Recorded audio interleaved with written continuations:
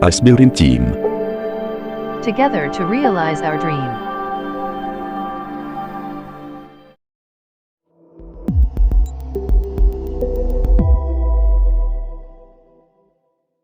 Hi, this is Peter from Anatomy Zone, and in this tutorial we will be taking a look at the anatomy of the bony orbit.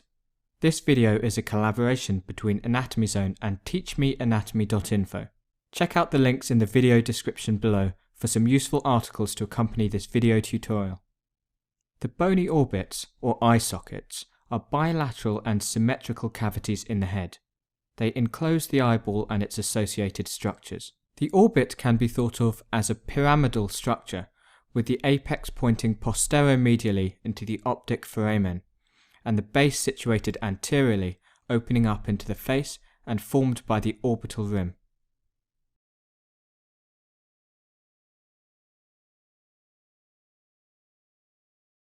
The boundaries of the orbit are formed by 7 bones.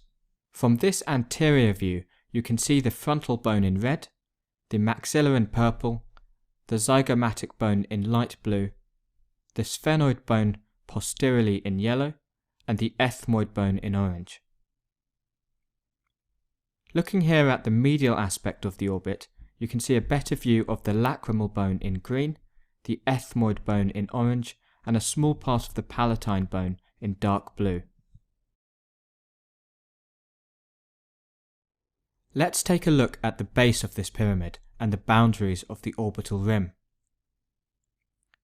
Starting superiorly, you can see this border formed by the frontal bone. The medial border is formed by the frontal process of the maxilla. The inferior border is formed by the zygomatic process of the maxilla and the zygomatic bone. The lateral border is formed by the frontal process of the zygomatic bone and the zygomatic process of the frontal bone. Now let's take a look at the other components of the bony orbit. The roof, or the superior wall, is formed by the frontal bone and the lesser wing of the sphenoid.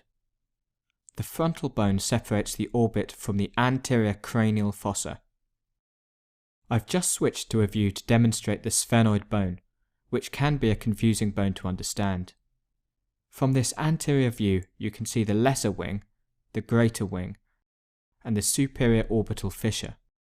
And to illustrate this from within the cranium, I have rotated around to show these structures from a posterior and internal view. The floor, or inferior wall, is formed by the maxilla, the palatine and zygomatic bones. The maxilla separates the orbit from the underlying maxillary sinus.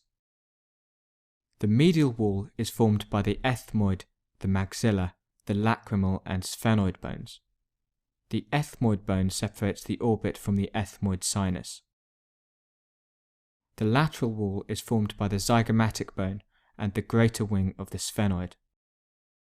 The apex of the orbit is located at the opening to the optic canal, which is known as the optic foramen. The base, as we have seen, opens out into the face and is bounded by the eyelids. It is also known as the orbital rim. Let's take a quick look now at the contents of the bony orbit. The bony orbit contains the eyeballs and their associated structures. These include the extraocular muscles, the eyelids, and several nerves and blood vessels. The extraocular muscles are responsible for the movement of the eyeball and the superior eyelid. We'll take a look at the extraocular muscles in the next tutorial. In terms of the nerves within the bony orbit, there are several cranial nerves which supply the eye and its structures. These include the optic, the oculomotor, the trochlear, the trigeminal and the abducens nerve. There are also several blood vessels within the bony orbit. The eye receives blood primarily from the ophthalmic artery. Venous drainage is via the superior and inferior ophthalmic veins. Let's take a look now at the pathways into the orbit. There are 3 main pathways by which structures can enter and exit the orbit. These include the optic canal, the superior orbital fissure, and the inferior orbital fissure. The optic canal transmits the optic nerve and the ophthalmic artery. It opens into the middle cranial fossa.